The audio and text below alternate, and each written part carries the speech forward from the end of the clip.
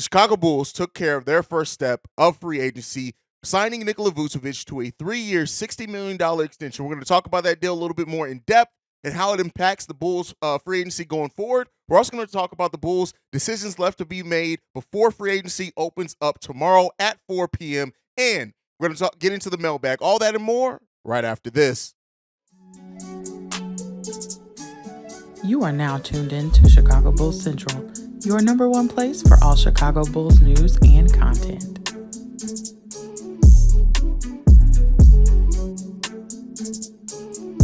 What's going on, Bulls fans? Welcome to another episode of Chicago Bulls Central, your number one spot for everything Chicago Bulls related. I'm the host here, Haize. You guys can follow this channel right off the top at Bulls Central Pod on every social media platform that we're on. So I had a video out on it yesterday, just a quick one, immediately reacting to Nikola Vucevic resigning. But for those Bulls fans that have not seen yet, I can't imagine as many of you guys, Nikola Vucevic has officially re-signed with the Chicago Bulls, a 3-year, $60 million extension. Now, we still don't know kind of the framework of that deal. While it is 3 years, $60 million with an annual salary of $20 million, we don't know if that is front-loaded, back-loaded. Is it an even scale deal, which is rare in the NBA where every year is the same amount of money, which actually would help the Bulls as the salary cap increases. We don't know if the third year is a player, team, or partial guarantee, anything like that. So ultimately, we just have that framework to talk about. And so with that being said, it's a solid deal. And I know there are going to be a lot of Bulls fans. There are going to be a lot of people in general that say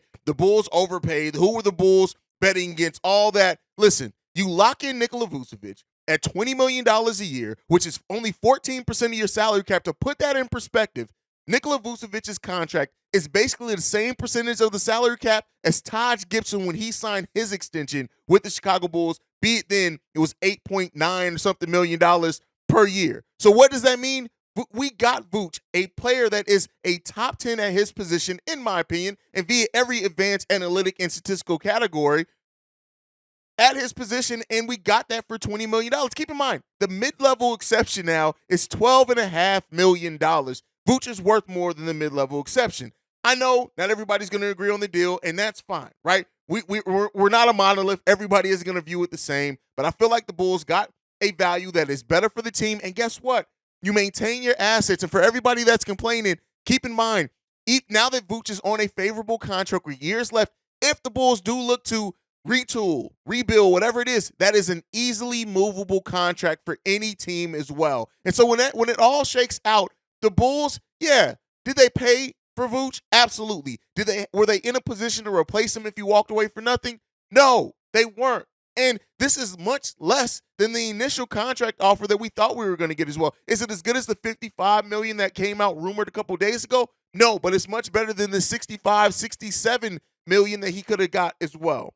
At the end of the day, they got Vooch, they got their guy, they got him locked in. And I know the fear of running it back. And let's be clear here. Running this exact roster back, we all know it's not the optimal. It's not going to be what pushes the Bulls over the top, but you still have to maintain and hold on to assets. The thought process of letting players walk away for nothing, it does not work. It does not happen in this NBA. When you look at it, even people saying, well, you shouldn't have gave Bradley Beal that deal. They moved the deal. Yes, that's maybe a bad trade used because the Wizards didn't care about getting any type of value back. But at the end of the day, this is a solid deal for the Chicago Bulls. Nikola Vucevic saying this after the extension.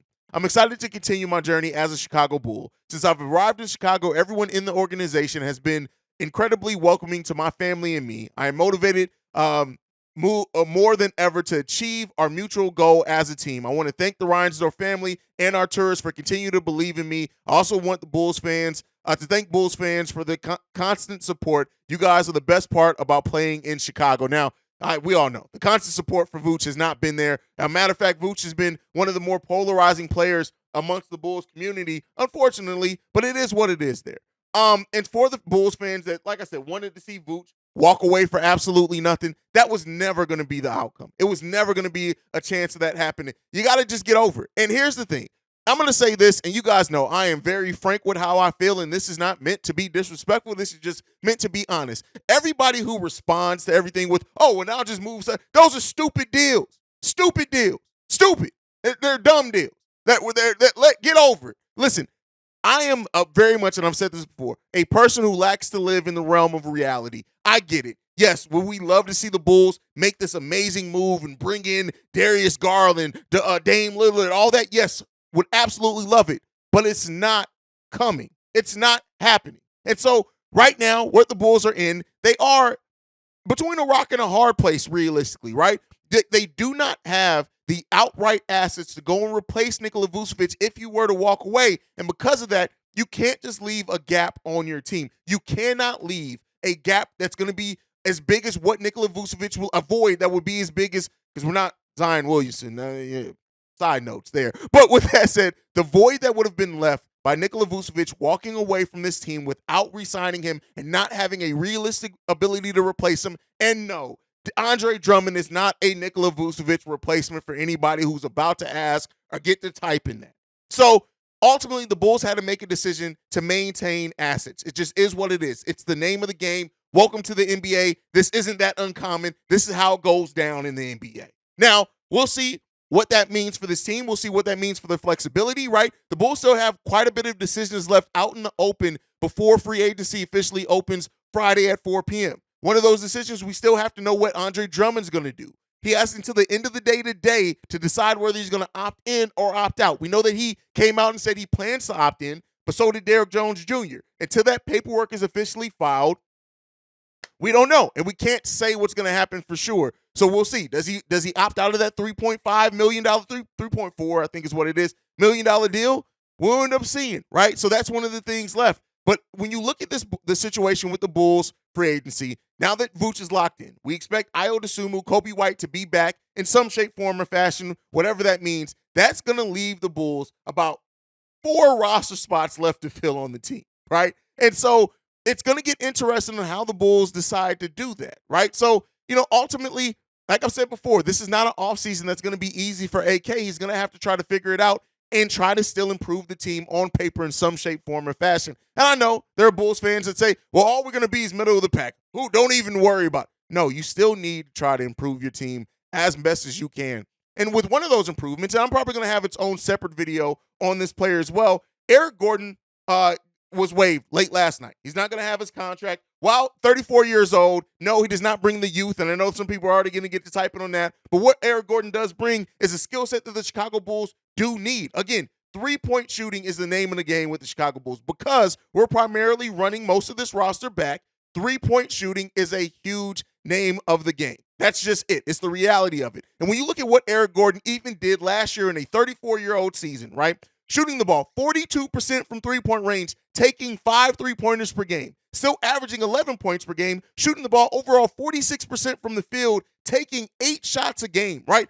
Only playing 24 minutes per game as well. And so, well, that's with the Clippers. He also played some last season for the Rockets, where she started off last season averaging 30 minutes per game, but that came down. Eric Gordon can still be effective on this team. Now, the fact of the matter is that the Bulls don't have a lot of money to spend. That is just the reality of the situation. And because of that, it may pivot them towards free agents that are in their price range. Eric Gordon could be one of those. We talked about Victor DiVincenzo yesterday on a video. I'll probably talk about Seth Curry on another video at some point this offseason. At the end of the day, the Bulls, they don't have the cap flexibility. They don't have the true cap space to go out there and get people. So Eric Gordon could be somebody that the Bulls do take a look at. Again, like I said, I'll probably have a more full-fledged video on Eric Gordon later on. But when you look at the way Eric Gordon gets his points, right? The fact of the matter is this guy is catch and shoot all day long. Yes, he can still dribble. He can still facilitate some, still averaging 2.1 assists per game and only turning over the ball once per game in his time last year with the Clippers. Eric Gordon can still be an effective player off your bench as a role player. Do you want to just bet on him wholeheartedly? No. Also, throughout his career, he's definitely had injury concerns also. So that may be some things that definitely are against him as far as the Bulls maybe being interested there. But at the end of the day, kind of is what it is. And we'll see what this Bulls team is going to do. But before we go, I knew we were going to have some voicemails in regards to the Vooch thing. We're going to get into the mailbag. This first one that we have today, this one is from Reginald. We're going to go ahead and play that now. Hey, I was just wondering, do you think the reason why Ajama Sanogo didn't get drafted was because of the performance of guys like Robert Williams and Bam Adebayo? You know, that we both know they're really good defensive big and they can easily get rebounds, and it's shown that they can be good two-way players. But because they're undersized and they don't have the best movement when it comes to defending guys on the perimeters like Joel Embiid or Nikola Vucevic, do you think they're struggling with that, hinder Adama a little bit? I was just wondering that. Thanks, Paige. All right, a great perspective as far as Adama Sinago being undrafted. Here's what I'll say with that. Could it be that undersized centers like a Bam Adebayo, but you look at Bam, he had a solid playoff series, right? So I don't know if that counts for or against Adama Sinago. When I look at the fact of why he wasn't drafted, to me, it's just off the strength that he while he does have a back to the basket game, he's small for his position. Yes, he has that amazing wingspan, but he still needs to put on weight, right? And when you look at Adama Sinago's game, yes, he can shoot the three. He shot it at a 36% clip in college. But the fact of the matter is, it's an extremely slow release. I mean, it's one of the slowest releases that I've ever seen. Now, that does not mean that it can't be quickened up, because it absolutely can. It doesn't mean that it can't be improved. But I look at Adama Sinago as a player that is just the type that falls under the radar, right?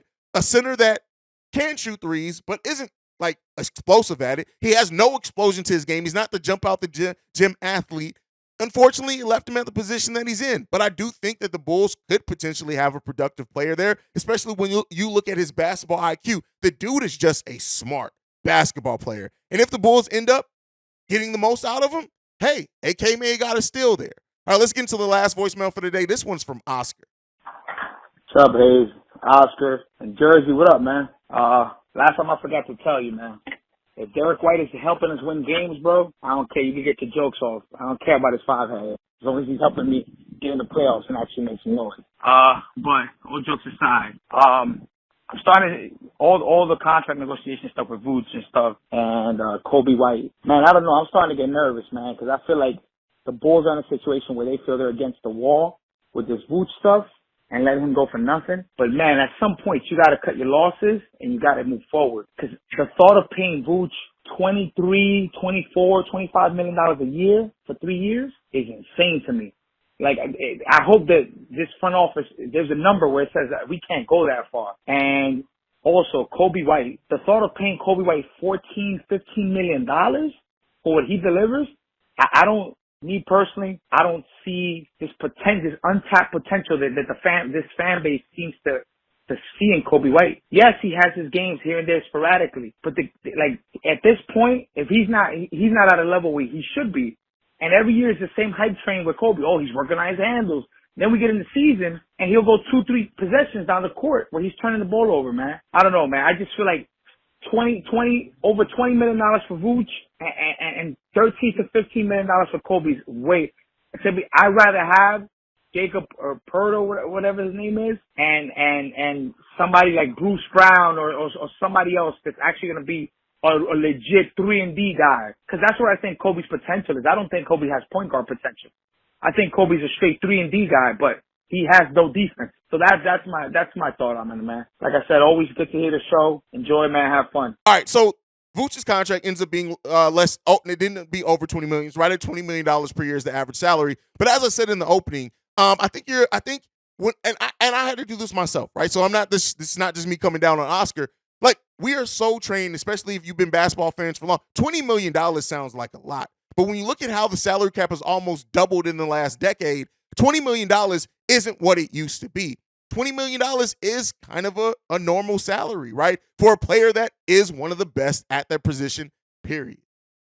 So, it comes down to that. I don't think that the $20 million is an overpay personally. I think that's fair market value. Once you start to get into the 23, 25 million, yeah, I think that could have been a bit of much. Now, as far as Kobe getting paid $15 million a year, again, that goes back to what I said before. A $15 million a year salary back in 2013-14 is basically a $7.5 million salary nowadays. That's how much the salary cap has gone over. And so I think also the point that you're missing, Oscar, when you bring up somebody like Jakob Poeltl, Bruce Brown, you have to have cap space to sign those guys.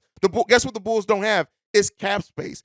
Unfortunately, with the way that the NBA salary cap structure work, it doesn't work in the fact that if you don't pay Kobe White $14 million, that means you have $14 million to go and throw in somebody else. It doesn't work that way. And I also think you're a little bit harsh on Kobe. Kobe last year was absolutely improved as a ball handler. And even going back to the season before that, we absolutely won games because of Kobe's weak side defense on that 9-game winning streak that Bulls fans like to bring up so much. Not saying you did, Oscar, but I'm just talking about generally.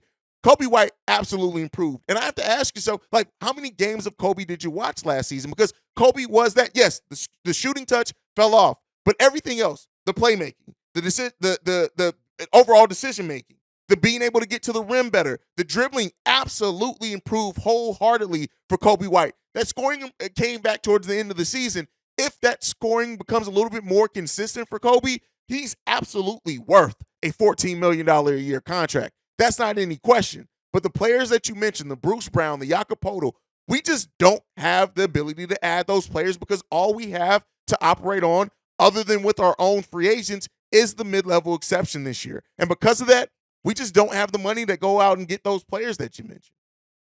That's my thought. That's the episode for today. I'm sure it's not going to be the last one. I am fully expecting to be dropping multiple episodes like the 4 we dropped yesterday. But make sure you're following the show at Bull Central Pod. You can send us any feedback, questions, comments, concerns, bullcentralpod@gmail.com. Lastly, if you want to leave a text message and our voicemail for the show, the number to do so, 773-270-2799. We are the number one spot for everything Chicago Bulls related because of you guys. And like I like to end every episode on, go Bulls. Love you guys. See Red if you can, y'all. Peace. This has been a presentation of the Break Media.